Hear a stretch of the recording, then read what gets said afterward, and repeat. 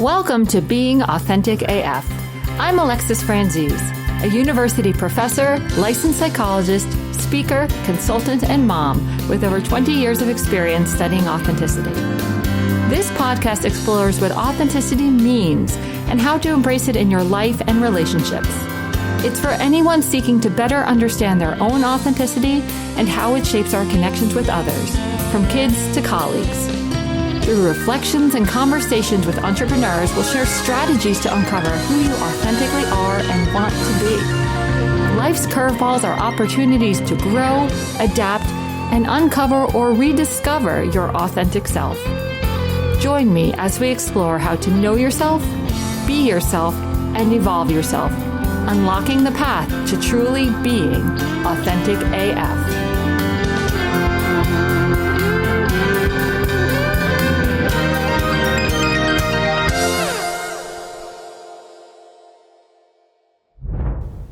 Welcome back to Being Authentic AF. I'm Dr. Alexis Franzese, and today we're doing something special. This is our season finale, a reflective episode that looks back on the themes, lessons, and questions that have shaped this podcast. Whether you've been with us since the beginning or just tuned in, I'm so glad you're here. Over the last 8 episodes, we've explored authenticity through conversations with thoughtful guests and through solo episodes that I call insight episodes, in which we unpacked the science and theory behind it all. Today, I want to weave those threads together. What is authenticity? Why does it matter? What did our guests teach us? And how do we lean into our authenticity more fully? Our guests brought so much to the table, and in the first few episodes of the season, in the company of those guests, we had real conversation about the relevance of authenticity in our work lives as well as our personal lives.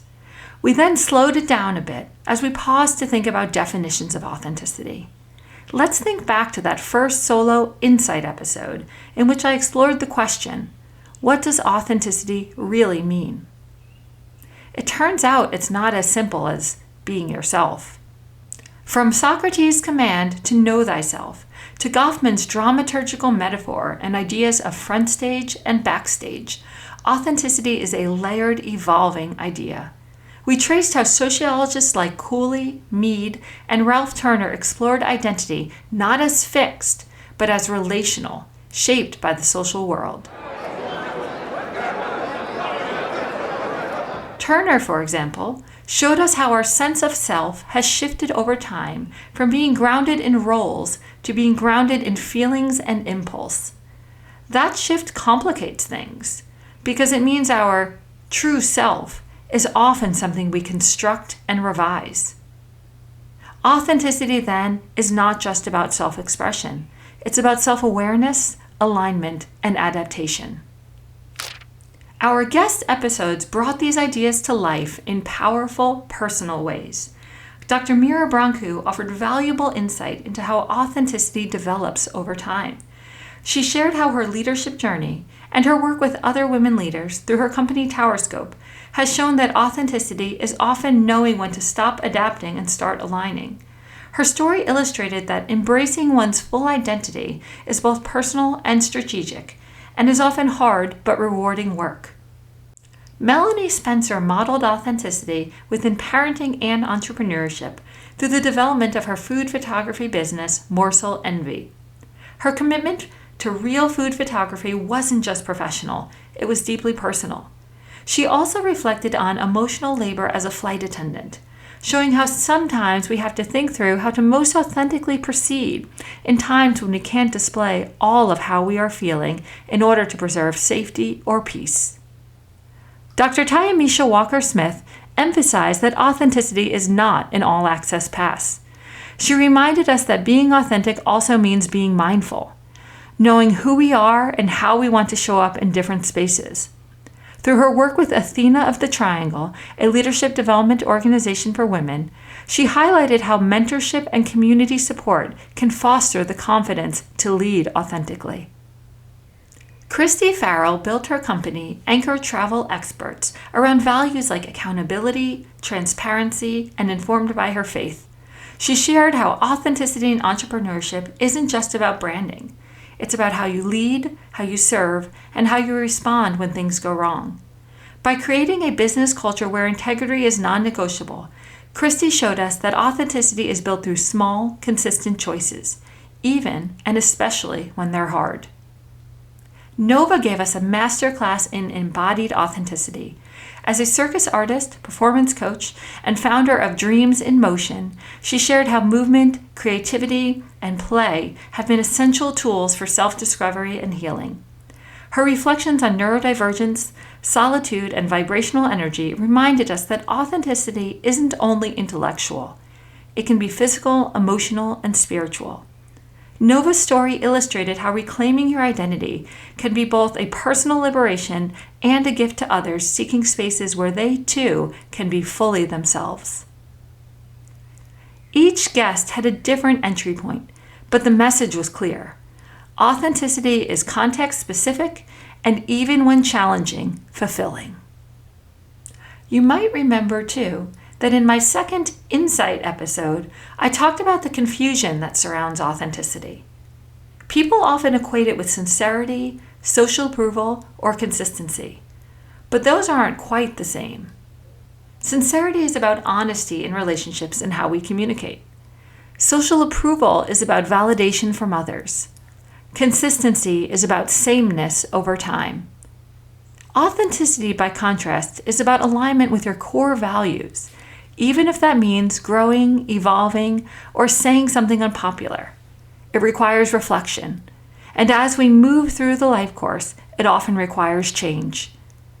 It is not a fixed truth or something to be excavated and uncovered.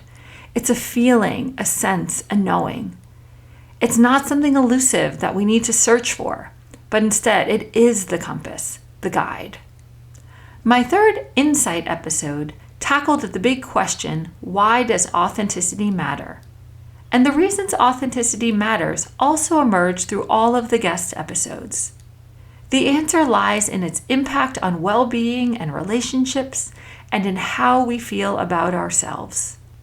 Research shows that when we act in alignment with our values, we experience more coherence, less anxiety, and deeper fulfillment. Scholars have shown that authenticity reduces stress by lowering the need to perform or pretend. We also explored the imposter phenomenon.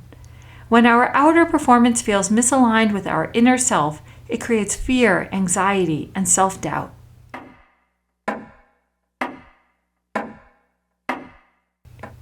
And in relationships, authenticity breeds trust and intimacy. It draws the right people in, those who love us for who we truly are. While these themes emerged within the guest episodes, our guest episodes also made clear that authenticity isn't always easy. It's vulnerable. It can be risky. And it often requires discernment and courage. Across all 8 episodes this season, a few powerful themes have emerged. First, authenticity is iterative. We don't find it once and keep it forever. We loop through knowing, being, and evolving. Second, boundaries matter. Being authentic doesn't mean being exposed. As Mira and Tyamisha reminded us, we get to choose how much of ourselves we share. Third, context shapes possibility. Melanie and Nova showed us that authenticity is easier when your environment affirms you. For marginalized voices, it can be revolutionary. Fourth, reflection is key. Authenticity doesn't just happen. It requires checking in, asking hard questions, and, as Nova put it, listening to your nervous system. Fifth, integrity builds trust. As Christy demonstrated, authenticity in leadership and entrepreneurship often comes down to showing up with accountability, especially when things go wrong. Tyamisha's story about a respected colleague who'd vulnerably shared her own not knowing was transformational. Owning our values in hard moments is where authenticity earns its name, and owning our vulnerability, even in positions of power, is often what makes our leadership truly human. So where do we go from here? How do we practice authenticity day to day?